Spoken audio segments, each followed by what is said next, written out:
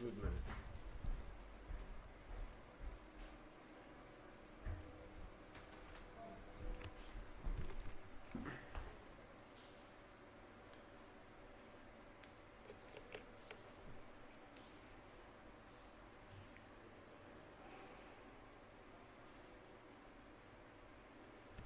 Hello everyone. Hello.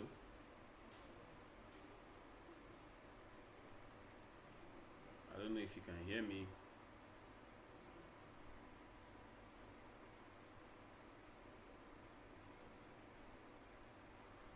So good morning. Good morning.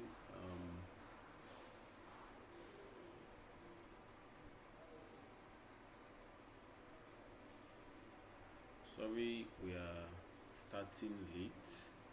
I mean we had a little issue that actually made us to troubleshoot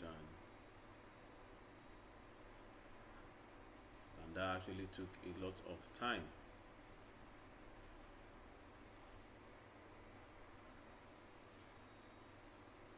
So I'm not going to waste much time. I'll just delve into.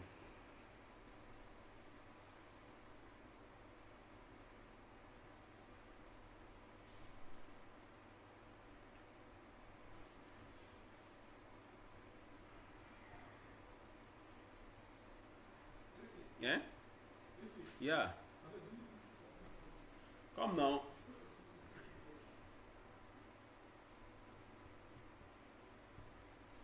Hello? I believe you can hear me, right? Everyone, YouTube is not.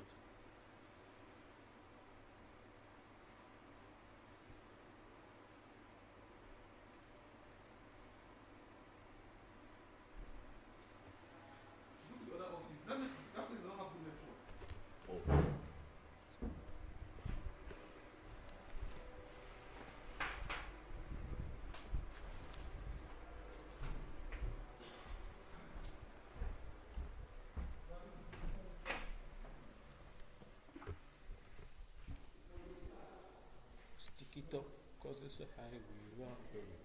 Have they cleaned this office?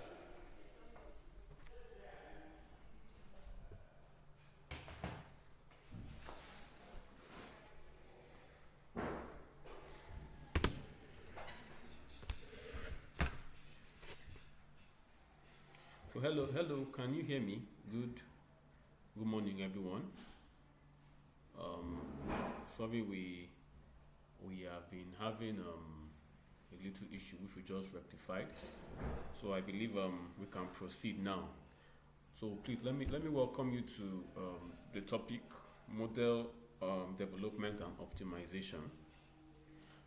I'll just do a brief introduction for this class, and I'll proceed to telling you the tools that we're going to use, because this class is going to be more of a practical class, because I believe we have done a lot of theory, so it's time for us to go ahead and delve into the main thing of the day. We are going to look at model development, and first of all, the basic is what machine learning, right? Like the introduction to machine learning, lesson notes on model development. So, introduction to model development. First of all, let us understand what a model is, or let's understand what machine learning is. So, machine learning is an algorithm, right? It's a mathematical algorithm or method to find patterns in a set of data, right? Machine learning algorithms are often drawn from statistics, calculus, and linear algebra. Some popular examples are what we have them here: linear regression, logistic regression, decision trees, random forest, XGBoost, and other algorithms that are available out there. So what is a machine learning model? A model is a program that can find patterns or make decisions from a previously unseen data set. So what that simply means is that to create a model, right, there's actually a trend somewhere. There's a trend somewhere. Like for example, now in the prices of houses, we know that over the past 5 years, the prices of houses have not been the same, right? They've been increasing. So we can create a model that can help us to predict what the price of houses will be in the next 5 years from what we have seen in the past 5 years, right? So that is what a machine learning model is basically, right? It's a program that can find patterns or make decisions from a previously unseen data set. Now, say for example, in natural language processing, which happens to be a machine learning algorithm, machine learning models can pass and correctly recognize the intent behind previously unheard sentences or combination of words, right? Just like, for example, now, if the last thing I told to someone that is that, just like in normal Nigerian parlance, if I say you will see, right? You will see. We all know what that means, right? If Go back small. I don't know, how can I see myself?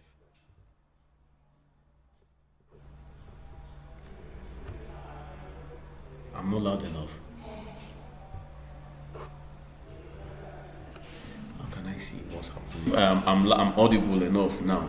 So just like I was saying, if, for example, now like in normal Nigerian parlance, if I tell someone you will see, and then let's say the person goes home, sleep, and dies in his sleep, the first thing that will happen is that people will come for me because maybe me and this guy had an issue, and I now told him he will see.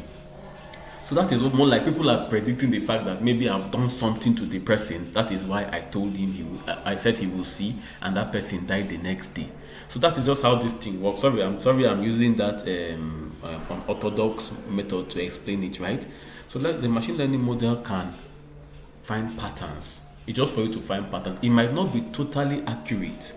That's why it's called a prediction. It might not be totally accurate. So when we're dealing with machine learning models, we are actually predicting the outcome of what is supposed to be. It might not be totally accurate, but at some point we're supposed to have some form of accuracy, we're supposed to have some form of precision. So all these things we are going to see in this course as we are going. So this lecture covers types of machine learning, tools for machine learning, then key steps in model development. So that's basically the introductory part. Let's move on. I think in one of your classes, I noticed that this was actually covered, types of machine learning. We actually have two main ones, but they're supposed to be three. If you're to go further, so we have the supervised learning, right? We have unsupervised learning, and there's a third one. I didn't capture it here. It's called reinforcement learning. It's actually part of a type of machine learning as well, but that one has to do with more advanced. But for the course of this study, I'll just mention it lightly. So supervised learning, right? Labeled data is used to train the model. Labeled data. So we say examples: house price prediction, then spam detection. So labeled data. What I'm trying to say is that you have data that is labeled, right? Data that is labeled. Take for instance, house price prediction, right? The main in supervised learning, you have a target feature, right? That you are working with. Target feature in the sense that house price prediction. Our target feature in this house prediction is the price, right?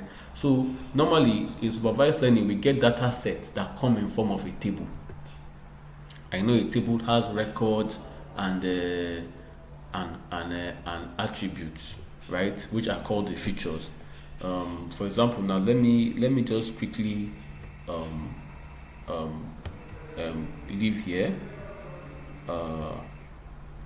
So in a supervised learning algorithm, in a supervised learning, the type of supervised learning, like I said, we have labeled data. Labeled data in the sense that, for example, now as a human being, if you want to create the data, label data for yourself are your name, your date of birth, probably your address, what you do, that's your profession, and all that. All those attributes are what labels the data, Are you with me? So in the case of a house price prediction, we could have the house, type of house number, how much this house is going for, that's the price of the house, and all that. So if you now want to predict, like I said earlier, if you want to use the past 5 years to predict how much this house will be in the next 5 years, you have all these labeled or labeled features that you have, right? So I'm going to call the attributes, which are the columns, I'm going to call them features. By our next class, I believe we are going to have a very correct data that we can display, and then we can now work with it. So we have the house number, the type of house, the location of the house. Then also we are now going to have the price of the house. So from that price now, we can now be able to probably detect or predict how much the house will go for in the next 5 years, right? That's one of the examples of supervised learning. Another example is what they call another example is what we call spam detection. Spam detection when it comes to emailing or mailing, right? What happens is that you can create a model that can predict or that can tell you which is a spam and which should go to your spam folder or which should stay in your primary message folder, right? This is, you see, what they call it. Most of these emailing services use this pattern to actually get which messages are spam and which ones are not spam. So there's an algorithm for that you can write, and it can help you detect which of this is spam and which is not spam. So in a nutshell, supervised learning deals with labeled data, right? Data that have label or that have attributes. Another one we have is unsupervised learning, right? Unsupervised. Here they say no labels. The model find patterns in the data. See, it finds patterns in the data. So example now, they say customer segmentation, then anomaly detection. So let me give an example of, let's say, customer segmentation.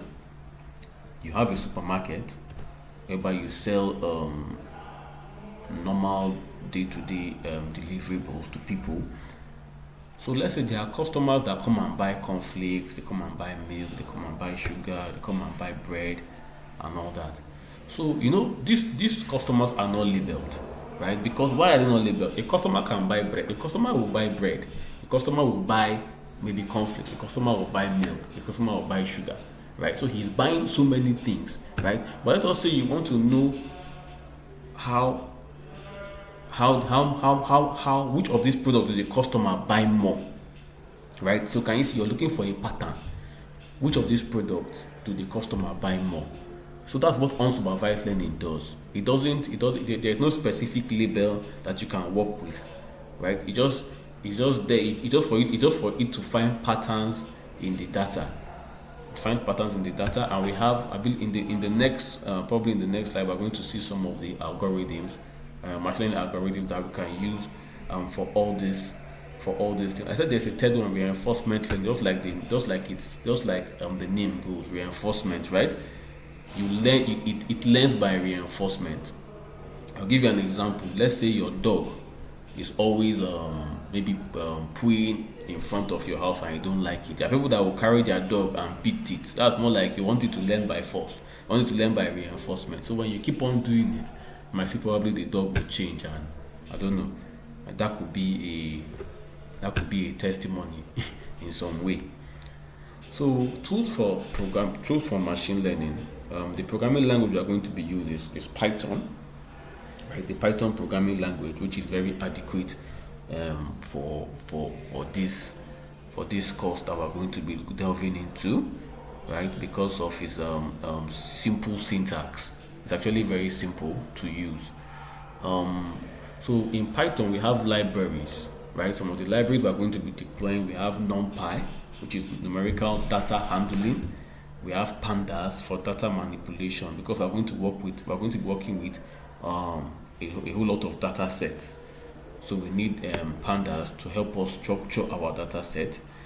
We're going to look at scikit-learn, which is model building and evaluation. So that's what we're going to use for our model building. So in scikit-learn, we are going to have our algorithms like our linear regression, logistic regression, decision tree, and all other models that we have.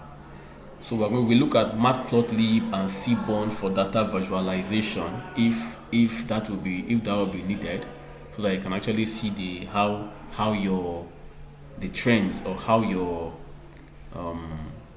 data is actually doing. So some of the IDE, right, which is the development environment. Looks like it's not changing. It's changing. On your system it is, but still on. Just skip this. Okay, so continue like this. I should work with it like that. But it's not changing on the But can you hear me? Okay, so like I said, some of the tools we'll be deploying, right? We have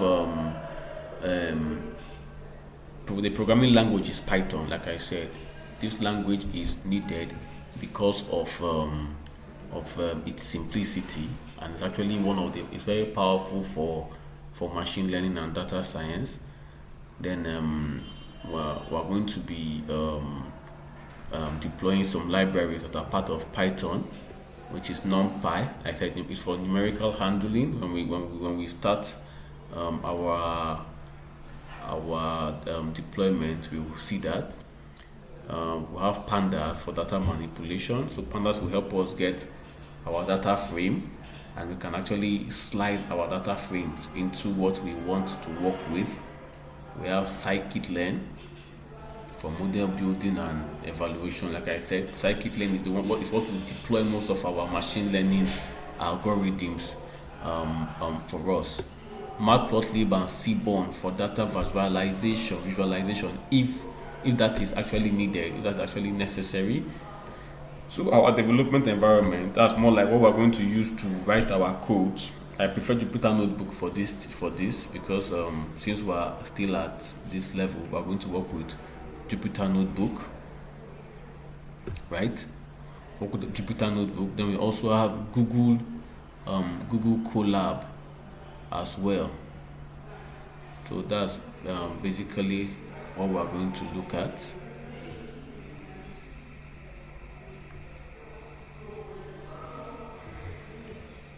So also, we're going to the algorithm selection, right? Algorithm selection.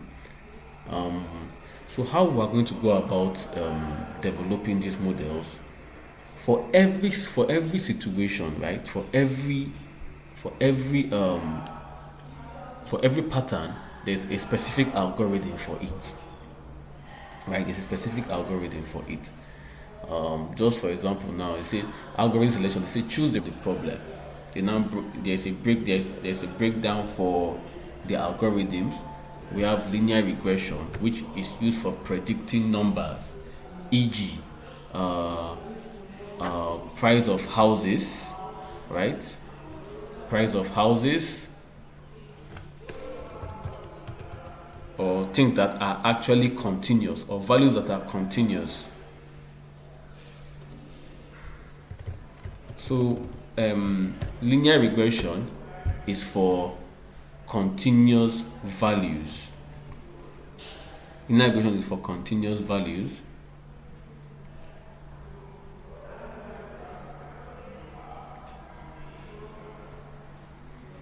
It's for continuous values, and when I mean continuous values, like for example, now the price of houses is continuous. It's not something that goes up and come down. So it keeps on either increasing, right, or the price of food, it keeps on increasing. So that's why the algorithm is called linear, because it keeps on increasing. It doesn't actually come down.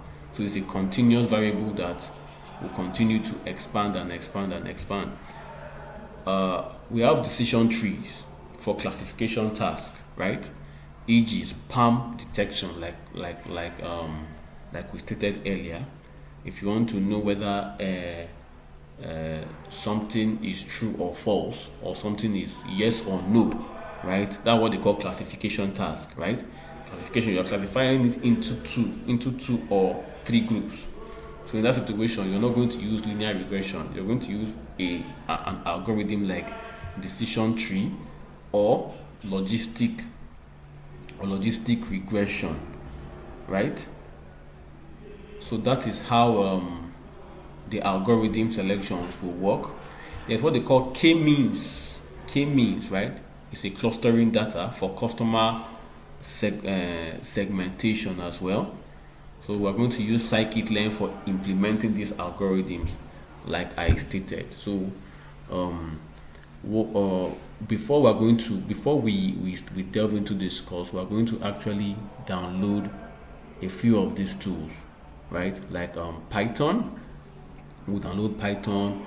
We'll download our Jupyter notebook, and I'll guide you through the process of downloading and installing these softwares, so that we can actually, so that by our next class, which I think should be on Thursday, we can go ahead and start our work on model development and optimization. So I don't know, I'll pause here. If there are questions, let me take them before we continue. Are there any questions?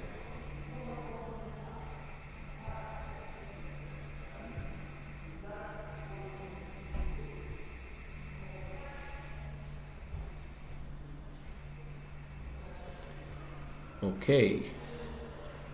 All right. So we are going to proceed on to the next one, the next slide.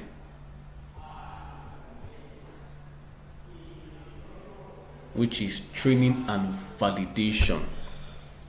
Training and validation. So when we have a data set, right? When we have a data set, and we're supposed to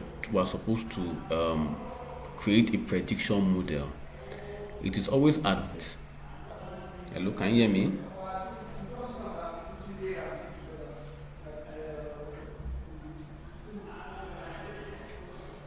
Hello.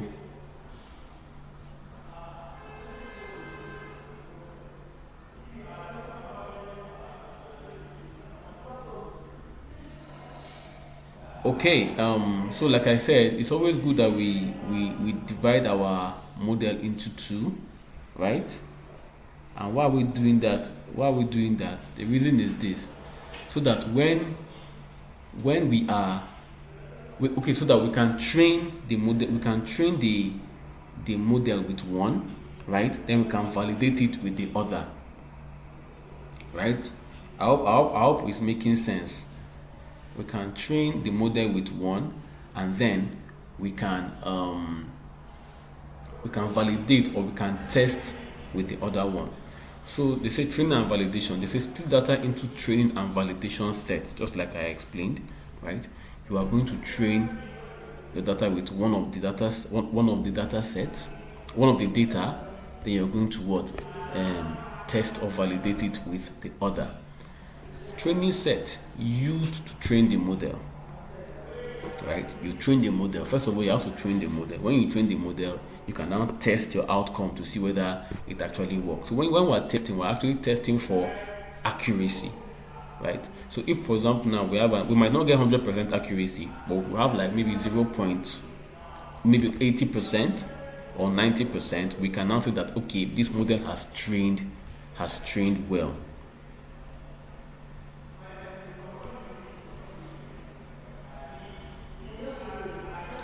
Yeah, I think the network is kind of the network kind of went out there. But can you hear me now? Hello?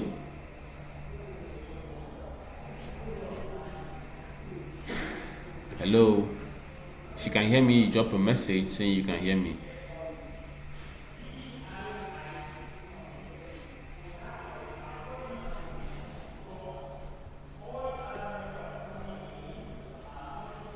Can you hear me?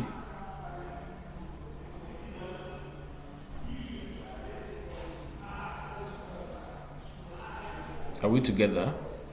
I don't want to proceed if you can't hear me, because the aim will not be achieved.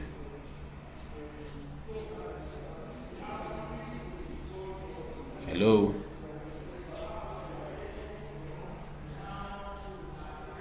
Okay, all right, that's great. At least someone has said they can hear me. So let's proceed. So like I stated, right? When we have a large data set, because trust me, the data set we're going to be working with, we are going to have a data volume of over 10,000 records. So how do we do this, right? In order to have some form of accuracy, we're going to divide the data, right? We'll divide the data into two, and what that means is that we're going to divide it into a training set and a testing set, or a validation set, right? Now the training set, we're going to use it to train the model, right? We're going to use it to train the model. So while in training the model, we're going to see that some of the data that are in this data set might not even be needed. Are you with me? Take for instance, one of the data sets I want us to work with is to check the number of people that are banked in a certain community, right? If you want to do something like that, what do you need? You just need the person's name, the person's location, and probably whether the person has a bank account or not. But we might have a data set that has eight or more columns, because some of them might not be needed. Some of them might be text, and we might not need text. What we're looking for, it's like we want to know whether the person is banked or not banked, right? So that's why we have to train the model. So in training our model, we're going to cut out a whole lot of features that we don't need, right? So after training the data set, we now go to the validation set or the testing set, which we're now going to use to evaluate the model that we have trained, right? We're now going to use that this thing that we have trained, the model that the data that we have trained. We're now going to evaluate it using the validation set to actually see how our model worked, or how our model trained. So like I said, when you train your model and you get an accuracy of, let's say, 80%, 85%, 90%, we actually say that, okay, this model has actually trained well, right? But if we're getting like 70%, 60%, we probably have to maybe consider using another algorithm, right? We have a whole lot of algorithms that we can use for model development and optimization. It all depends on what you are looking for, right? So example, we can divide our model into two. First of all, 80% for training and 20% for validation. That is actually one of the standards. It depends on you if you want to use 70% or 30%, but I want you to bear in mind that your training, what you're using to train, should be more than what you're using to test, right? Because it's from the accuracy of your training that we can determine how well our evaluation will be. Is that okay? So one of the features, or one of the scikit-learn's numerous packages that we're going to use is what we are going to call the train test split. If you use the train test split, it helps you split your data into the amount that you want, right? So like I said, we're going to see all these things by Thursday when we start our practical fully, because this course is not one that we're not really going to talk. I believe we've done a whole lot of talking in the first 2 months, these things, and make them work, right? Or are we all together? Is there any question? So let me pause before I continue. Is there any question?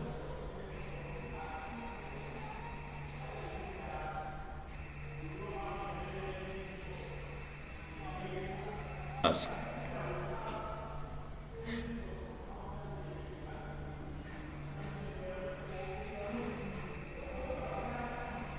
You can ask your question, right? And let me know what it will. So before his question comes, like I said, you don't use the whole data set to train, right? Please let us put that in. Use 80% to train and then 20% to test or to validate. That is why you see training and validation is part of what I have outlined here for us to know that when you're working with the model optimization, you can always train and test your data sets.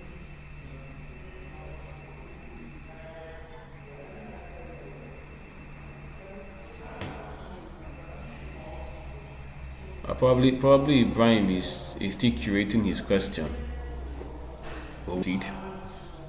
Let's proceed before his question comes.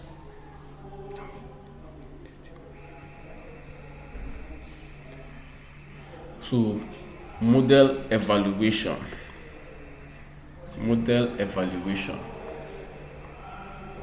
So we have metrics for classification, right? When you're evaluating a model, I talked about something. I said accuracy, right? Accuracy is important. Accuracy is very, very important, right?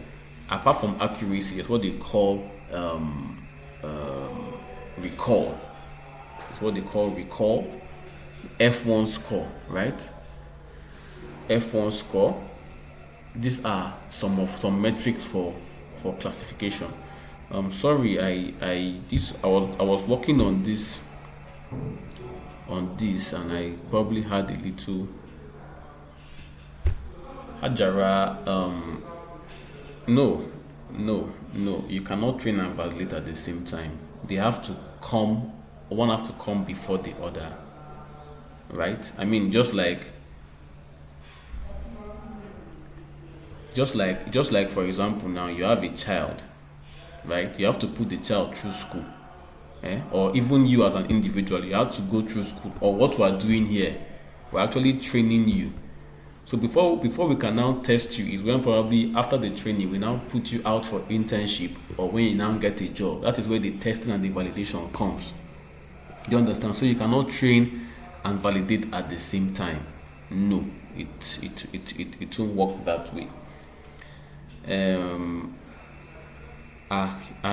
Ahoiza, I don't know if I got your name well.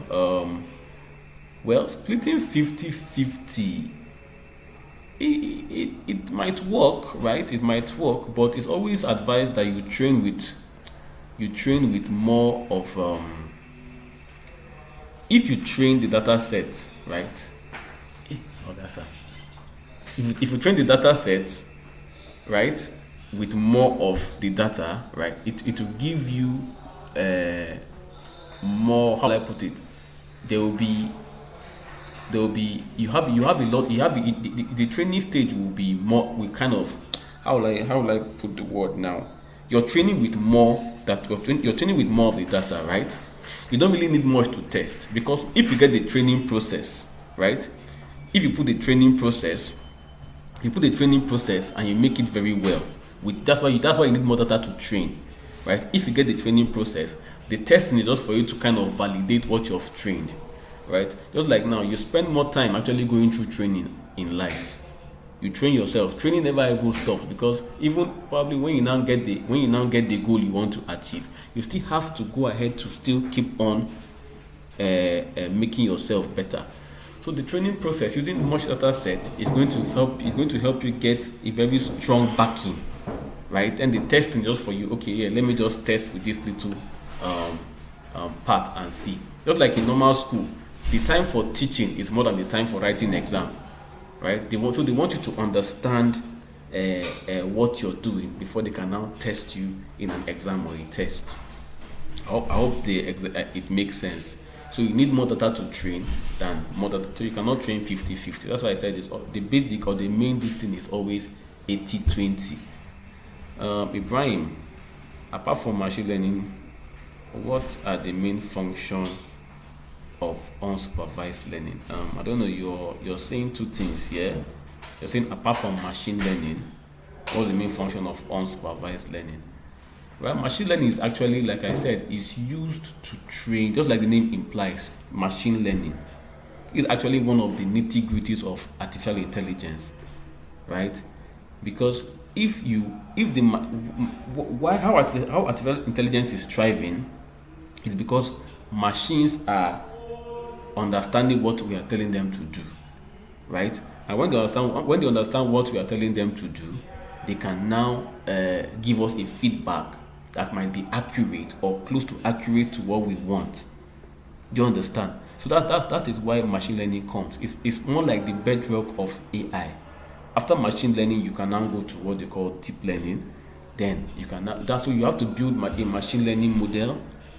Try to, if you can build a machine learning model, you now move to deep learning.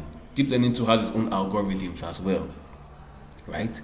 Then before you can now say, okay, you can now say you have fully built you can now fully say you can build a large AI model as well. It's a gradual process, right?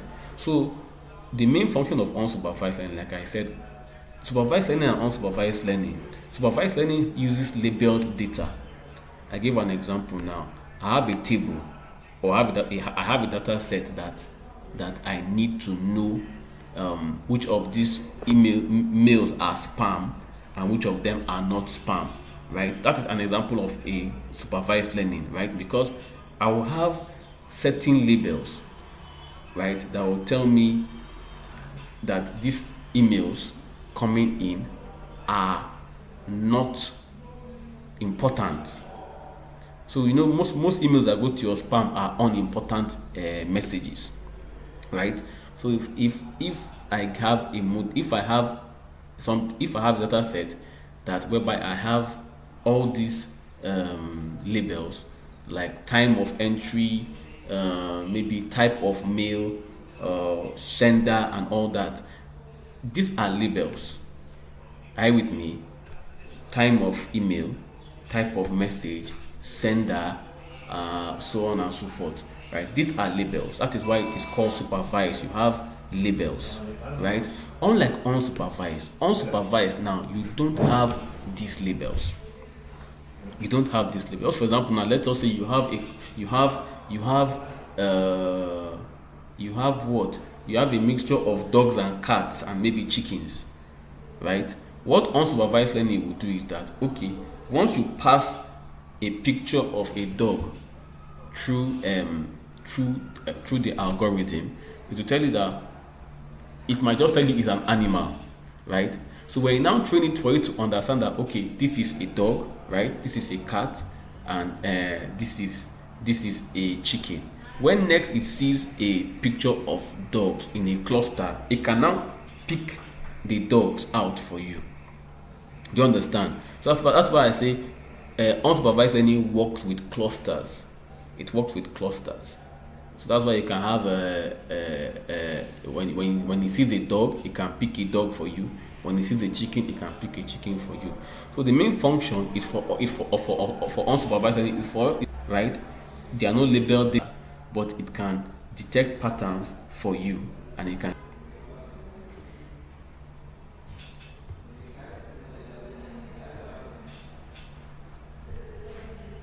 If there's more question, please, you can. If I've not done justice to your question, you can ask. Let me.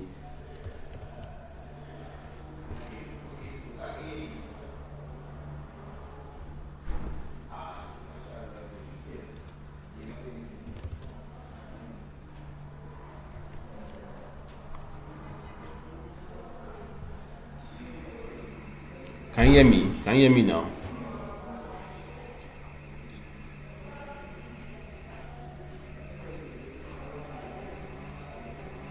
Can you hear me now? I believe you can. I think the network is back up. Can you hear me now?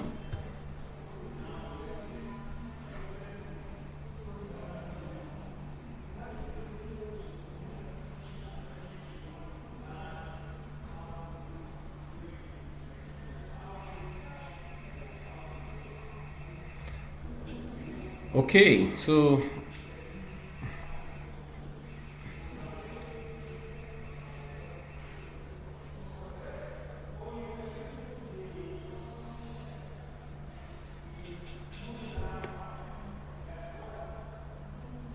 all right.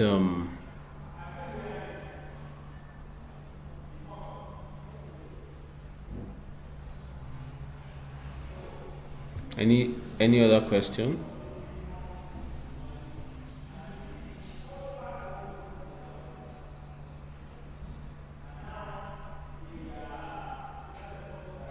Thank you, Samuel. So something like that, right? Let's say you're looking at the questions, you're answering the questions without looking at the answer. So you're not, not really. You don't have labels. It doesn't tell you that this is for this, this is for this, this is for this. It just gives you, just for example, now you have a mixture of human beings. You know, we're all different colors, right?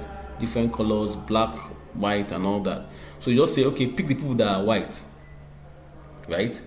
You know, the machine, if you don't train it, it will not pick, it won't be able to do that. You have to train it to be able to, okay, yeah, this man is a light skinned colored man. This man is a, hello, can you hear me?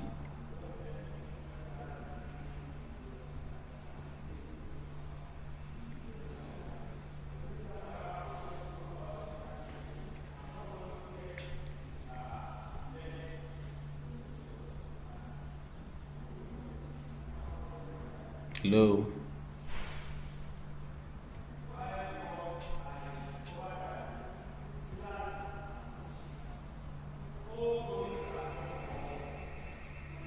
Okay, all right. So when unsupervised means that you're not actually telling it, you're not giving it options, right? You're just telling it, okay, just look at this thing. See, when you write the code, I want you to be able to find out this for me and this for me. So when once it automatically sees a certain pattern, it will pick it, right? So now, but you know there are certain patterns you have to be really careful. Just for example, now you know both dog and if you want to, a dog and a cat, they both have four legs. So if you want to use the four legs system to train, once it sees a dog and a cat, it will take it as either a dog or a cat, depending on what you train the model for. So that is why the training aspect has to be very, very, very, very, very thorough, right? If you have a thorough training pattern, you can now have an accurate what do they call it, an accurate output as well, or close to perfect, or close to accurate,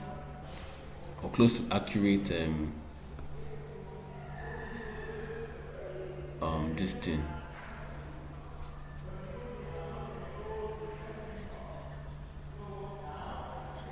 So right, I believe, can you see the screen? Can you still see the screen?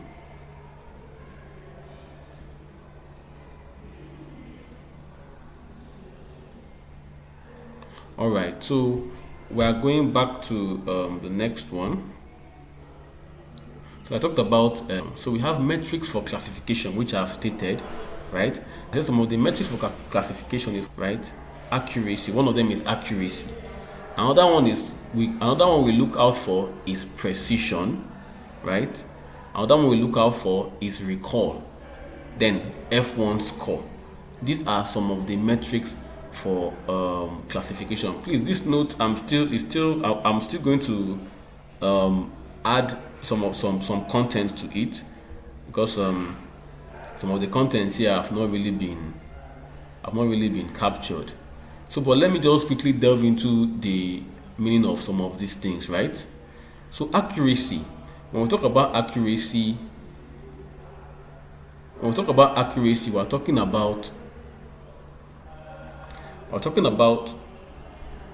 whether the predictions match the values, right? Whether the predictions match the values. That's what accuracy actually means, right?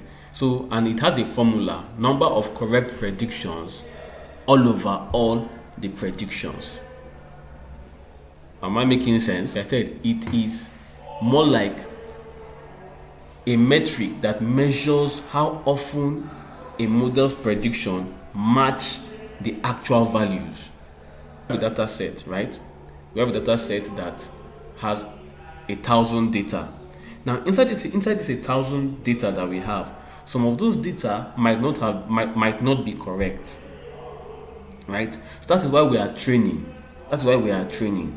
So when we keep on training and keep on training, we are training this data set so that we can get some form of almost near accuracy or accurate results, right? And I said something. I said if your model trains to 90%, 90 something percent, I mean you have actually trained that model in a very good way. Is that okay? So accuracy measures how often a machine learning model correctly predicts the outcome. So if it gives us a good outcome, then we can now say that, oh yes, we have a good, or we have an accurate result, right? Like I said, the formula is giving us correct predictions all over what? All the predictions. So it will give you some form of percentage there. So the next one now is what they call precision, right? Precision. So what precision means? Precision is more like the quality of positive prediction made by the model, right? The quality of positive prediction made by the model. Now, the difference between accuracy and prediction and precision is that accuracy shows how often the model is correct overall, right? While precision shows whether from the target that you're using, was it right? Are you with me? Right? Precision refers to the number of true outcomes. Let me put it like that. The number of true outcomes, right? That the ones that are really, really true. Are we together? Or the network? Can you hear me?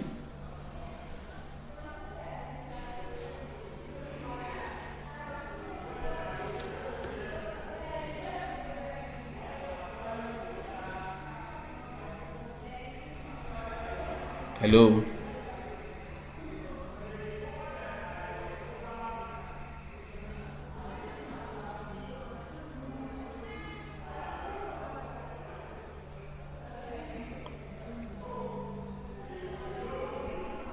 So, like I said, precision tells us the quality of a positive prediction, right? You might have a prediction that is positive, right? But it wants to tell us that, okay, how authentic is this outcome? That's what precision means. So that's the difference between accuracy and precision. You might be accurate, but you're not precise, right?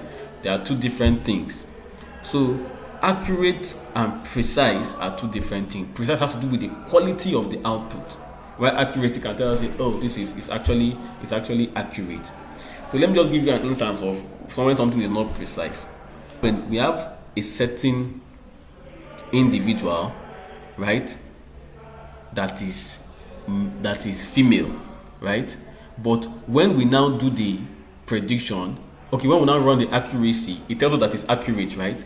But I know at the end of the day, this person is female, but it's showing male. Can you see the quality of that data has been compromised? Outcome is precise. Male being captured as a male, that will not cut it. That will not work fine at all, right? So the next one is what they call recall. Recall. I need charger. I need another one is what they call charger. Another one is what they call recall, right? We've talked about accuracy. So like I said, please, I will still add some content to capture all the meaning of all these things, right? So that you have it. So recall, right, is a metric that measures how well a model can identify positive, right? How well a model can identify positive cases in the data set. So there's what they call the confusion metrics, right? We're going to look at that as well. what they call the confusion matrix. The confusion matrix helps us to tell us how many positive cases do we have, right? Yeah, thank you. You need something? Okay. Sorry, please let me just plug this laptop before it goes off.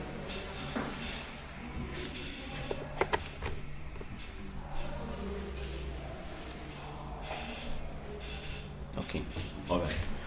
So that's what recall does. I was talking about what they call the confusion matrix. Let me give you an example of how recall works, right? Let me give you an example of how recall works. We said recall can identify positive cases in a data set. Let's take, for example, now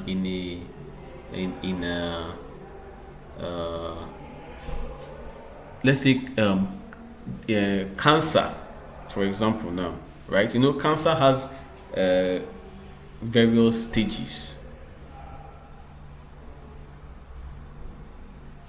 Cancer has various stages, right?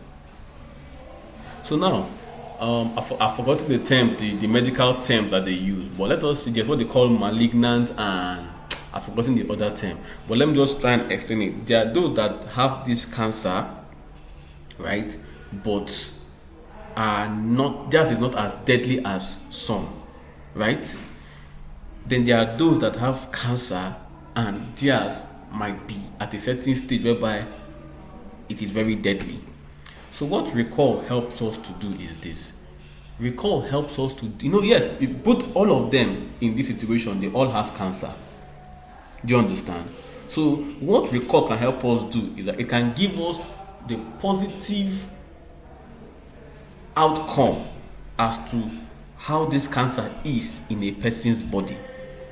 What am I saying is this? What I'm saying in essence is this.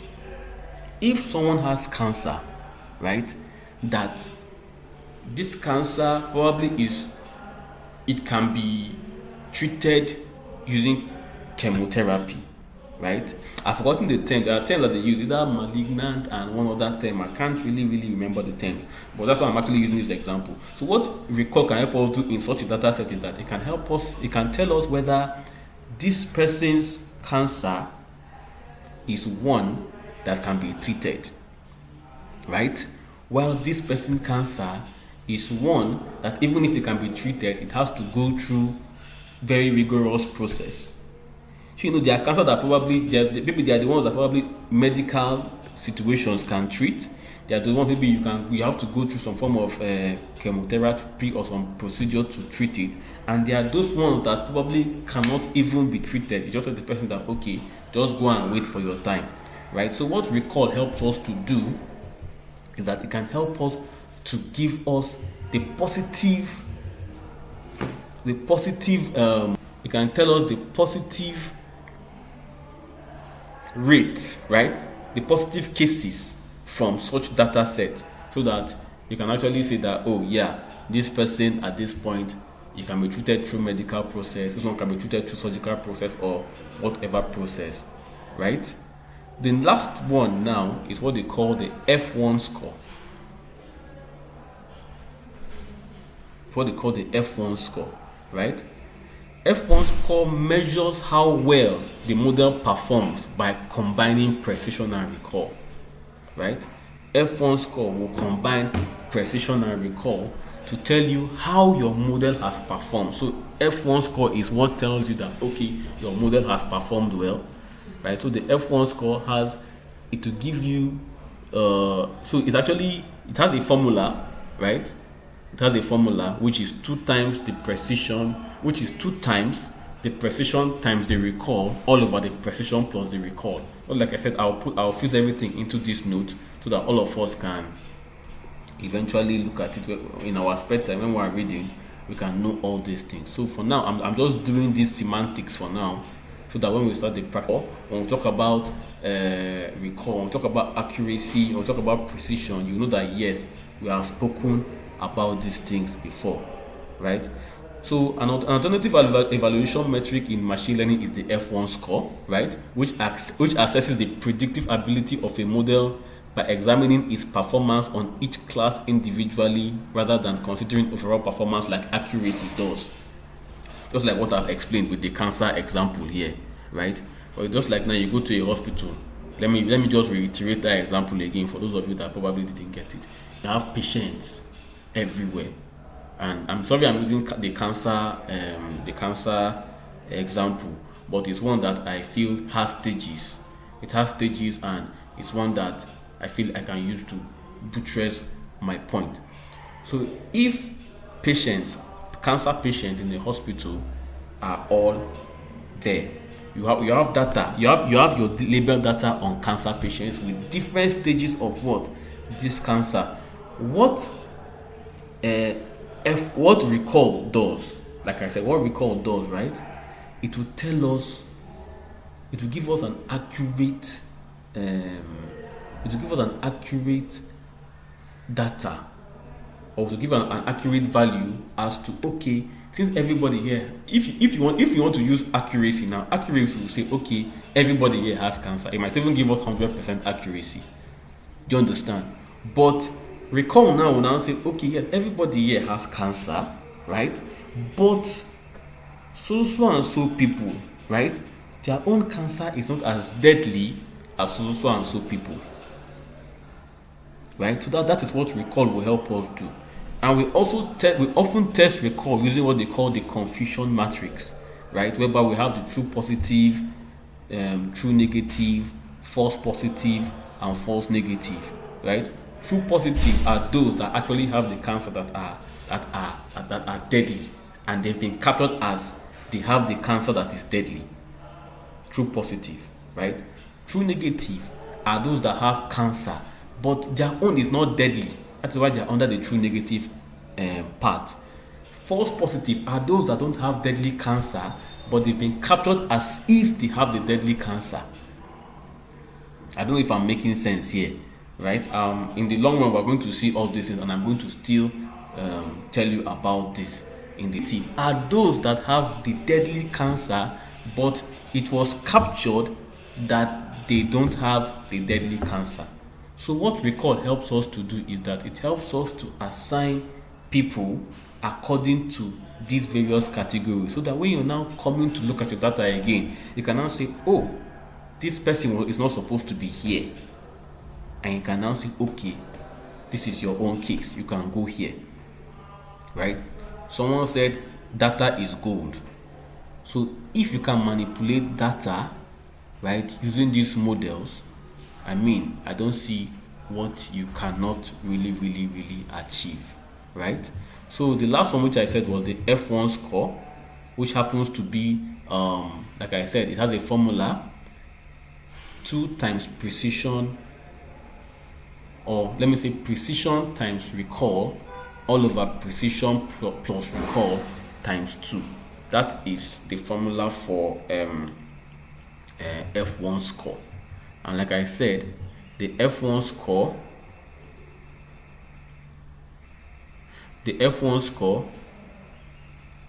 gets the overall performance, unlike what the accuracy does. So please, I'll pause here. If there are questions, let us ask before I move to the next one. We can ask questions. I prefer working like that.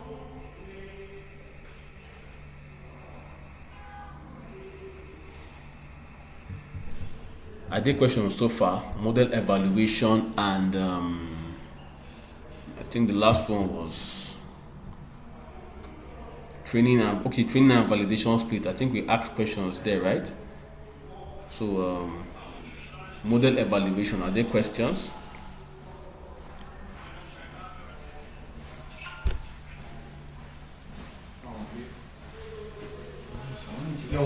All right, if there are no questions, I'll proceed to metrics for regression. Or if you have your questions, please, you can just pen them down, so to that towards the end of the class you can ask them. So we have metrics for regression, right? First one, we have what they call the mean absolute error, the mean absolute error, right? MAE.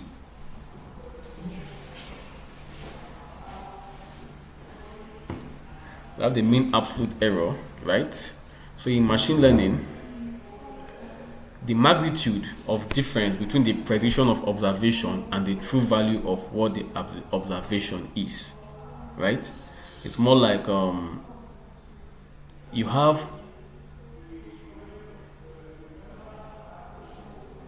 what should I come again, Mr. Samuel? Can you hear me, Samuel Joseph?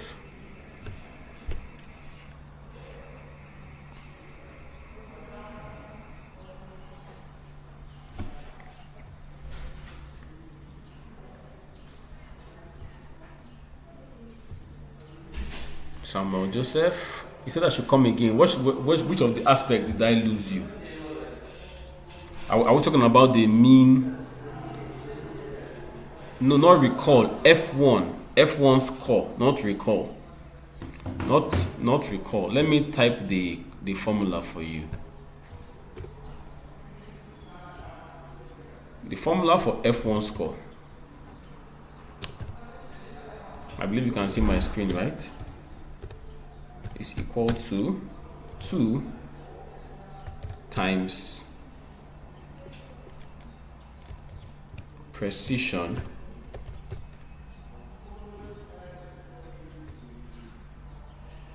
times recall divided by precision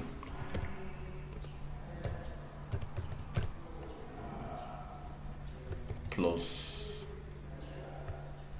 recall.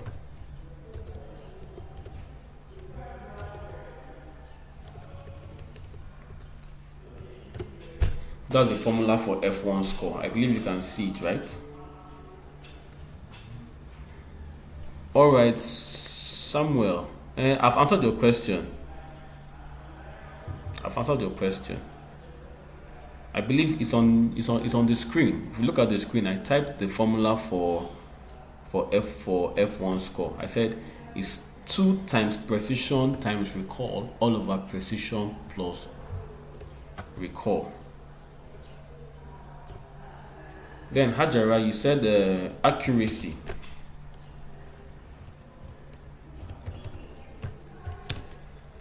Accuracy is equal to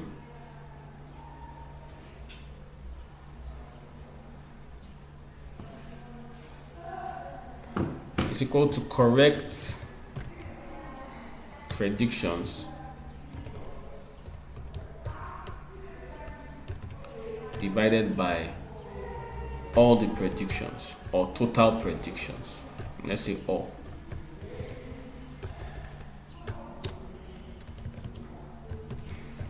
predictions, right? No. Recall formula. Did I say recall? Was it recall? I said F1. I think I said F1. No.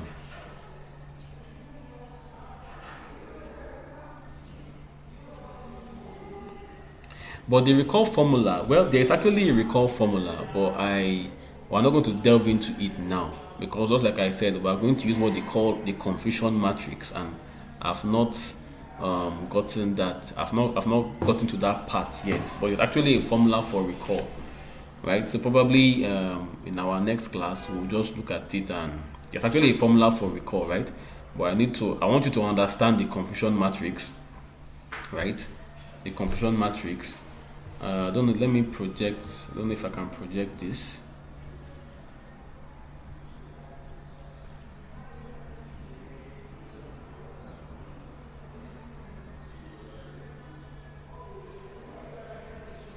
Sorry, give me a minute. Let me just confirm something.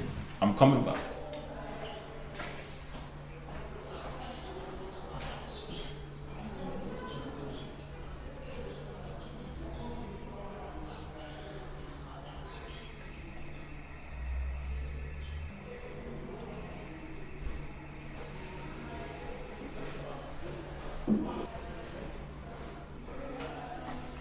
Okay, sorry, I'm back. I wanted to. It was just like I was